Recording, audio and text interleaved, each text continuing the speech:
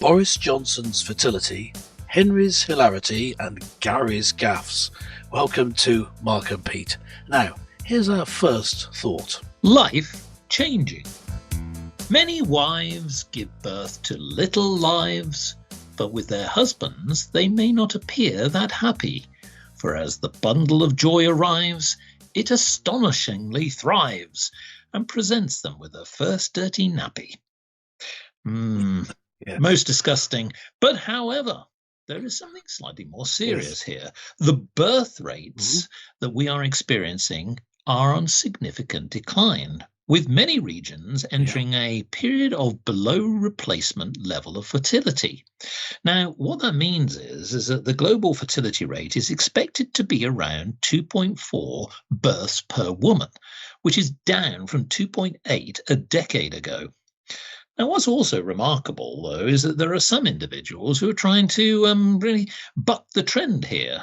Boris Johnson has finally announced yet again another child, a fourth child with his wife, Carrie. But that's not just simply the end of his family. Mr. Pete, I ask you, the birth rate and the fertility rate is definitely a worrying decline, but Mr. Johnson seems to be filling in the gap.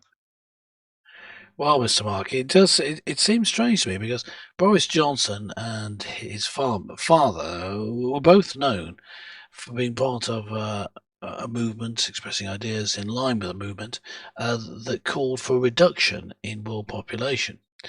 And yet, by his actions, as you pointed out, Boris Johnson seems to be having the opposite effect and producing more and more children. Now, I'm always very pleased when we hear of children being born. It's a good thing, even if it is a Johnson baby. It's still a good thing, and it's Boris Johnson, I think, is 60 years old and obviously still very virile, which is very impressive. I'm 60 years old, and it's unlikely, let's put it like this, that I'm going to have produce a baby anytime soon. But he's still going strong. Is that the phrase? So, people have stated that Boris Johnson could be doing this out of altruistic reasons rather than simply for the what might call the way factor of it. He might, in fact, instead of going way, let's have some more fun, he might actually be trying to just put right the problem of the population decline and single-handedly do it. And I believe I'm right in saying I've got some stats here. Here we are. In 2023, the fertility rate in Britain reached a record low of 1.44 children per woman. They like to do it like that, obviously. It's actually 1.44 per couple because it takes a man and a woman to produce the child. Correct. The reason they put it like that is it might not be the same man for each child, how things go. But you need two, of course, to replace them. So 1.44 is a decline in population. Lowest since records began in 1938. And Boris Johnson is sorting it out. Yes. And I believe I've got a quote from a Labour peer who commented on this. He said, it was Lord Fawkes. He said, in Parliament, he said, despite various criticisms, the country might be grateful to Johnson for his contributions to the birth rate. Hear, hear, I say. Yes. Hear, hear. Well, what's quite remarkable is that Boris Johnson has a little bit more time on his hands. But as we've said, well done, Mr. Johnson. Congratulations on your latest offspring. But the former Tory leader has 4 grown-up children with his second wife as well, Marina Wheeler, and another daughter from an affair.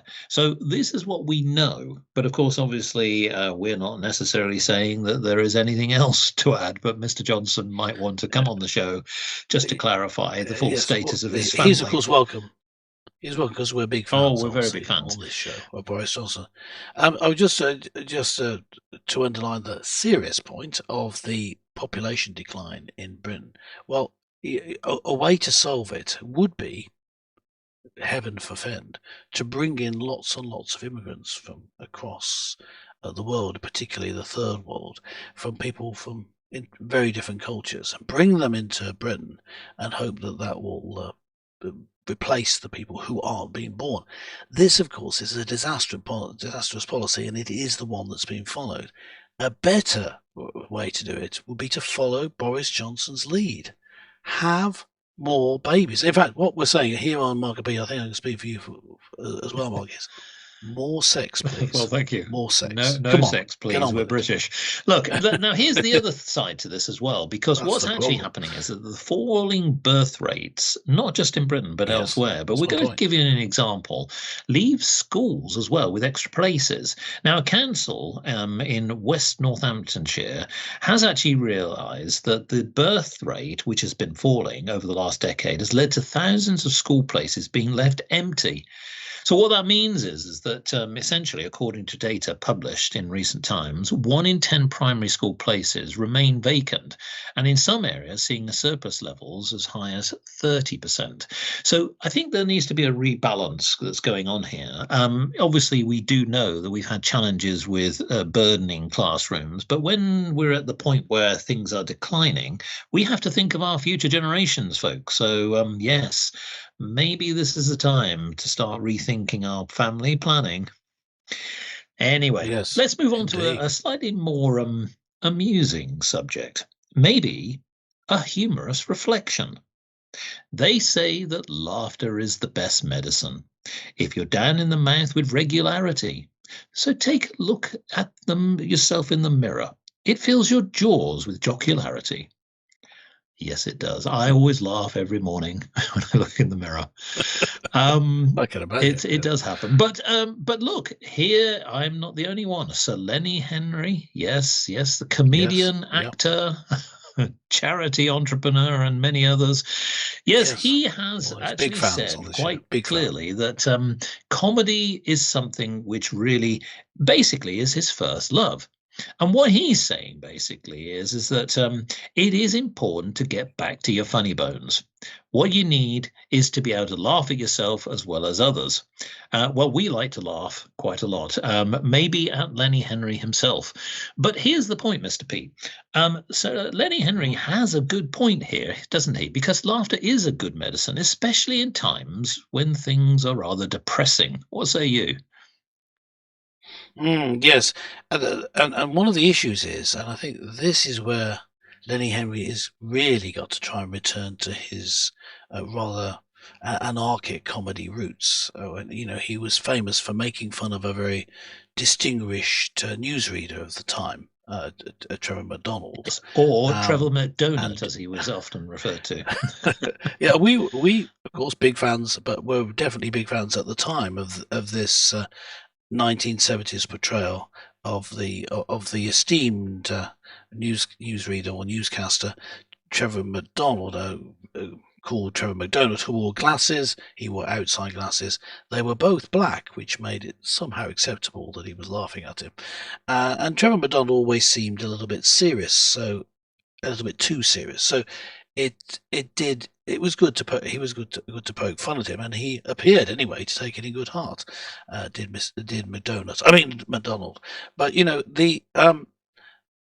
the point I'm making is that was anarchic humor, just silly, irreverent humor. Perhaps would be a better way to put it. But in the intervening years, uh, Lenny Henry has become perhaps almost terminally woke. He's gone with every single politically correct, lefty, trendy, liberal, pervert, idiotic idea that gets thrown out into the airways, and he goes along with it. Yes, yes, I believe that. Oh, it's exhausting. How someone can get so. He is so woke. You couldn't put him down with a tranquilizer. I mean, he's just ridiculous. And so, how can he escape that? Woke, famously, the death of comedy. How can he escape that and be funny? Because so many comedians end up just lecturing at us these days. If he can escape that and get back to I think I had a better description. Second time I said it was his irreverent humor Yes. that he had. It wasn't so much anarchic as irreverent, poking fun at people. I don't take a political side. Continue with your same political views. I'm not suggesting that he needs to change them. He's entitled to his views. but don't foist them on other people and just poke fun at people in authority, especially people who take themselves too seriously. Then that would be brilliant because we need a good laugh at people who are trying to put us down. Yes, well, indeed. Well, actually, born in 1958, Lenny Henry, as he is now, Yeah. has been an impressionist on our TV screens since the 1970s. Now, when he was 16 years old, he came on to talent shows, won them for doing things like impressions of well-known characters. He then went on in the 1980s to have his own TV shows where he would create his own characters, really like pastiche or pretty much a reflection of society, and they were very amusing. And that's the sort of thing that I think that we've lost, as you say, in many Mhm. recent times. That it's been very Yeah. difficult to be able to bring comedy to the fore. What's interesting about Lenny Henry is because he was black, he cut through a lot of the noise that was there at the time, and he pioneered basically for black people to come in and be a comedic voice. It was not something you typically saw on British television or even Yeah. European television. So, in many ways, yes, getting back to your roots, as they say, getting back to what you do best. Well, I must admit that whenever I want to have a little chuckle, I always look at Mr. Pete. But that's there. That's Oh, you're thank you. welcome. Yes, yes, yes. Gives me a laugh as Now, well. Yeah. speaking of laughing, well, maybe we should just Oh, another yes, comedian. almost. Let's turn to our last story, which is not pitch perfect. A career in Mm. football can be physically hard and rewarding in games in which you starred. But turning to TV hosting is seen in high regard unless you are shown a big red card. Yes, well, Gary Lineker, yes, former Yeah. footballer, former England footballer as well, turned to TV Oh, hosting yes, yes. and was for 26 years BBC host of Match of the Day. This was, without any doubt, and still is, the flagship show for football. But as we've seen in recent times, Gary has had many gaffes, particularly on social media. He has, should we say, Mr. Pete, perhaps lost his way with perhaps not really sticking to what he should be doing best and getting embroiled in political actions on social media. What say you about his departure from the BBC?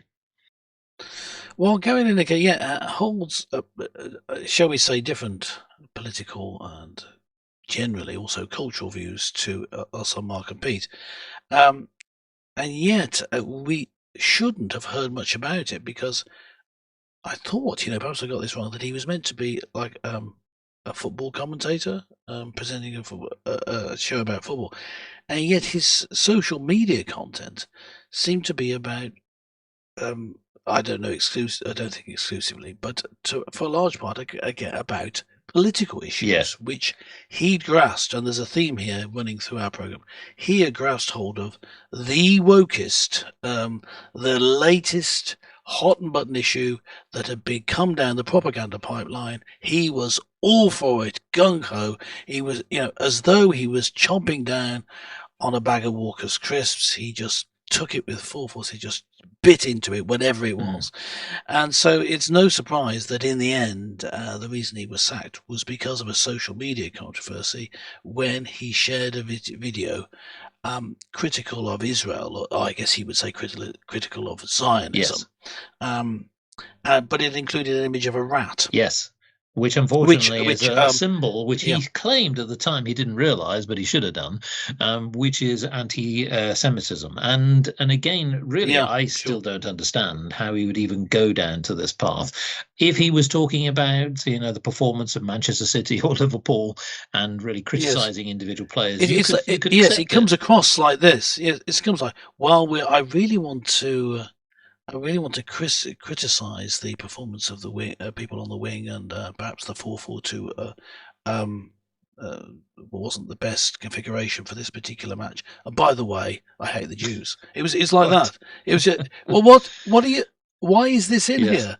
And and it's because I think of what I've just said that he's taken up by whatever the latest issue was. He was, of course, pro transing the kids. From the point of view of Mark and Pete, we would say, well, you don't give puberty blockers to kids and sterilize them. He didn't realize that would never even realise that was happening and say, "Oh no, we've got to be allow children to be themselves and to be trans their gender to another one." He would take on whatever the ludicrous latest popular belief was, but not just believe it a little bit, really believe it wholeheartedly and get very angry about it, and then spout it on social media. There's something deeply wrong there. So I do think it's right that he's gone. I think he Yes. was out of control. Well, And this just highlighted an ongoing issue. He should have gone a long time ago because other BBC presenters would have yes. gone. And I think the BBC misread how popular he was. I think. I mean, I know you and I, Mr. Mark, think that he's not a great talent in terms of presenting. And so maybe, not that, if they wanted to keep him, but why treat him differently from other employees at BBC who weren't allowed to put their political opinions out on social Yeah. media? Why was he a special case? He shouldn't have been. Well, I agree. And in fact, ironically, the big media giant said it's a sorry end to a BBC career. What's interesting is that for so many years, he did lead the show totally focused on the profession, meaning football. But what has happened for our international viewers who may not have access to Match of the Day, he started to stray away and make comments about particularly things that was going on in the Middle East between Israel and Gaza. And it just simply did not go away. He relented. He did not take the guidance from his employers. And it reached the point where basically he is bringing the reputation of the BBC and others, sadly, down. And I think that what it is true, this principle of it's a sad end to a career, it didn't need to happen that way. Now, what's interesting is that Gary Lineker, as an employee, was one of the most highly paid individuals who was paid at one point 1.3 to 1.4 million pounds per year for doing what he did in a footballing capacity. Now, that's a lot of money. We can debate whether that's right. But what's different in this particular case, it's the people who pay the license fee to the BBC. Effectively, it's the public paying his salary. And when you have somebody who strays away from their core job and starts becoming highly political, I think that you're right. The BBC made the mistake that they should have shut this down a long time ago. They didn't. It's been running for a long, long time. And in some cases, you can go back years. So, well, I guess really it's just one of those things where, fortunately, he has really maybe scored far too many own goals on this particular score. Well, I'd be really keen to know what most people think then about some of the things that we've talked about. We've talked about, obviously, about the declining fertility rate. We've talked about humour. We've even talked about Gary's gaffes. I wonder what most people think about these subjects. Yes, let us know. You can get in touch with the show simply by tweeting, giving a comment on Twitter. Sorry, giving an X post on x.com, replying to our post there, or you can of course just go straight to our website markandpete.com. Make sure you're subscribed, then you can make a comment on this and every episode. But for Mark and myself, that's it for this week. Catch you next time.